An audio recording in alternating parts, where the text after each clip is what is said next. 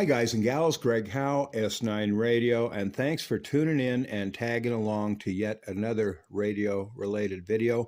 This one I'm going to title The Unhack of a DAK. Yes, unfortunately, these radios have been a golden screwdriver magnet pretty much since the day they were new in the late 70s.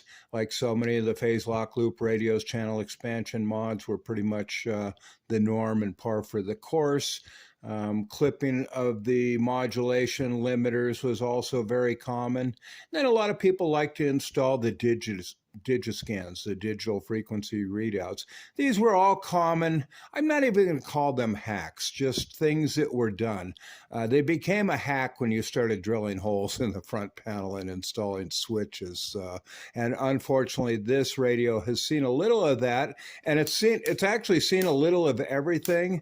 But upon reviewing the photos before the owner shipped me the radio, I said, okay, this all looks reversible. A lot of them I'll pass on. I get burned up power transformers when people try to hot rod the output and it burns out channel displays. And it's a good tell that, you know, a golden screwdriver has been in there when you see the channel indicator burned out.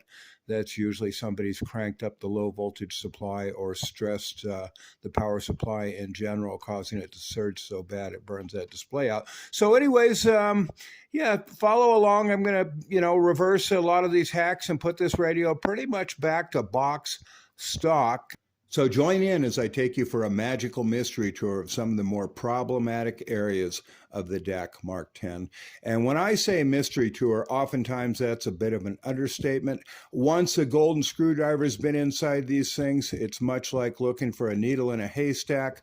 I'm going to attempt to size that haystack down a little, pointing out the real common areas where they're in there practicing their debauchery, and hopefully show you guys how to put Humpty Dumpty back together again. Here we go.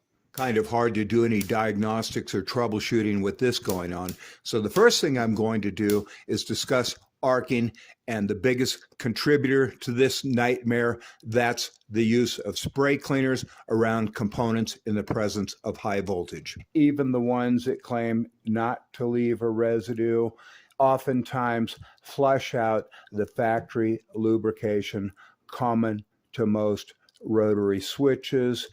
And although these factory lubricants are usually of a non-conductive silicon-based nature, over decades of use, these rotary switches generate a fine metallic dust. You've got airborne contaminants as well as cigarette smoke that all tend to permeate this factory lubricant. So with all that being said, most spray cleaners will solidify this old contaminated factory lubrication. Now you've got uncontrolled, unwanted migration of this contaminated liquid seeping into nooks and crannies that you will never be able to swab out. You won't be able to get in there with compressed air, as phenolic, much like plywood, is made up of layers of material. And the last thing you want is a liquid getting in between these layers of phenolic material, greatly compromising its insulating properties. Avoid spray cleaners on switches with phenolic and high voltage at all cost. My advice is disassemble the switch, burnish the contacts best you can. If you see any high voltage arcing like you're looking at right now, get in there, scrape that arcing out like cancer, and then go ahead and follow it up with a high voltage insulating varnish as I'm about to show you. Okay, if you look closely, you can see I've gone in with an X-Acto knife and I've scraped out all of what is known as carbon tracking. When you get a high voltage arc, oftentimes there's much more than just a surface deposit. In other words, getting on there with a swab and some sort of cleaner almost is never enough. You really got to get in there and scrape that carbon tracking out, as when you do get a high voltage arc, usually whatever that material that arc is up against gets burned and gets some carbon deposit in there. This has got 455 volts on this ring here. Right now it's feeding the AM plate modulation transformer, and then when it gets rotated into these two positions, that's upper and lower sideband, where this 455 gets fed to the plate of the final tube. And what's been happening is this 455 volts has been arcing to these crimped over connectors from the ring connector on the other side of this insulator, which just happens to be some low voltage receiver circuits. So we're really lucky we caught this in time where it wasn't frying out IF transformers and whatnot in the receiver.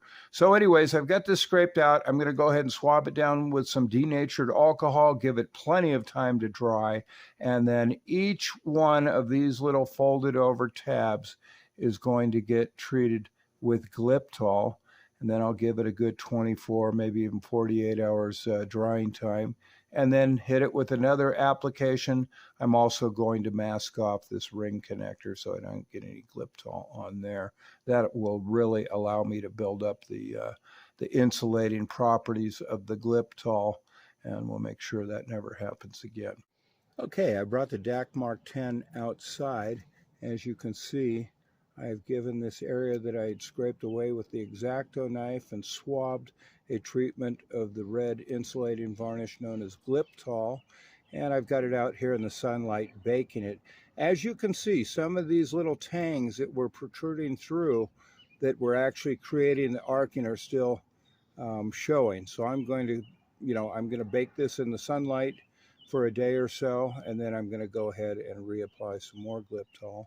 And I should mention the DAK Mark 10 mode switch is a 6-section switch, meaning there are 6 individual rotary sections placed on 3 different insulators. If you've got a high voltage arcing situation, and you're not always going to see that visible arcing or hear that snapping and popping, sometimes this high voltage breakdown can occur in the way of lots of receiver noise, just kind of a slow fizzling sound. And that's about as common as what we just saw here. Fortunately, this made it a little easier to find the actual issue. Sometimes those slow fizzles can be buried under circuitry and components and are a real nightmare. So I lucked out on this one. But anyways, this is 455 volt DC here. And if you do have noise or high voltage breakdown occurring on the mode switch, more than likely it's going to be occurring on section number 5. Once again, this is a 6-section rotary switch. And as a measure of preventative maintenance, I've got the same voltage potential on section 4 of this rotary switch. And I don't see any signs, even here in the sunlight, I've already looked at it, of any arcing occurring. But as a measure of preventative maintenance, I went ahead and swabbed it anyways, which you have to do, because remember I was talking, there's a protective lubricant put on this. So this removes the lubricant, and then I'm going to go ahead and hit this section with a treatment of Gliptol, because once again, we've got the exact same high voltage potential. It's just this time the high voltage is on these little tanks here. So, and this is certainly something you don't want to do again. Although the accessibility is actually not bad for this rotary switch, mode switch. Let's say take a Browning, absolute nightmare. It's something you just don't want to have to redo. And the main reason for that is fatigue on this wiring. You certainly don't want the wires popping off and then playing the guessing game of where did they go, where did they go. And even if you've got good, photo documentation, trust me, this is just something you want to do once, so take your time and do it right. After all the cleaning of the factory lubricant and any possible spray residue followed by a Gliptol treatment, if you're still experiencing high voltage arcing, I suggest finding somebody technically capable of swapping the high voltage connections over to another section of the mode switch with low voltage, just swapping them back and forth. That way, your high voltage switching is now on a cleaned and fresh part of the switch that has never experienced any high voltage arcing, and that should be the end of all the problems, and consequently usually easier and cheaper than finding a parts radio and yanking a switch of questionable condition out of that. All right, you guys, anyways, this wraps up part 1 of the unhack of a DAK. There's just so much. Anyways, in the next part 2, I'm going to cover probably the most problematic area on the DAC 10, and that is the low voltage power supply and 40-watt push-pull audio amplifier modulation circuit board. It's so rare to find a DAC that has one of these circuit boards that's unmolested, and almost impossible to find one that hasn't had issues. So that we'll start at the most common problems, and believe me, there are quite a few.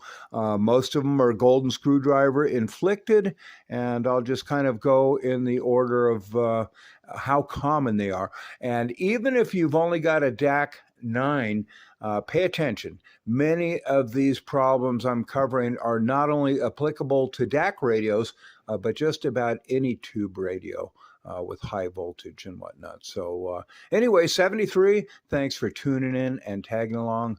Greg Howe, S9 Radio.